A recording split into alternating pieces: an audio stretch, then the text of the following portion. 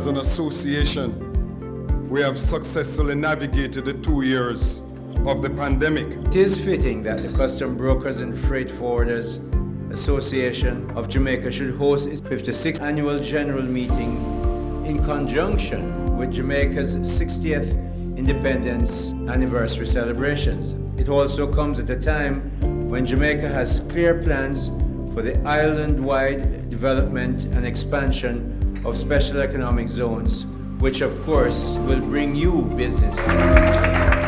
Custom brokers operate at the very center of international trade as a catalyst that makes trade happen efficiently and within the boundaries of the law. Even as Jamaica takes advantage of growing nearshore opportunities by improving customs clearance and revenue collection, simplifying procedures for businesses, and providing more efficient service delivery to the general public. Custom brokers contribute to national prosperity and competitiveness by managing the movement of goods across borders and supporting compliance strategies of importers and exporters. Jamaica will be in a better position to offer diversified export products within new markets, creating great opportunities for your association through the local business community.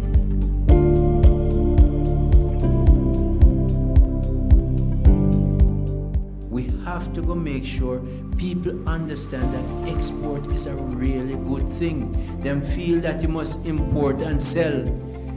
That not gonna get you far. Our economic prospects are closely linked to our capacity and willingness to transform Jamaica's individual exporters.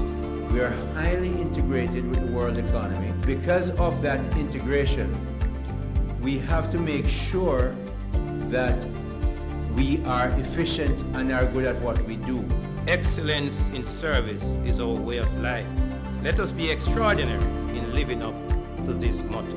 And as the evolution of our industry continues and matriculates, we can be best ensured that we will be deeply informed. For today, for tomorrow, and for the rest of our lives, we can be extraordinary in the face of the ordinary. I thank you.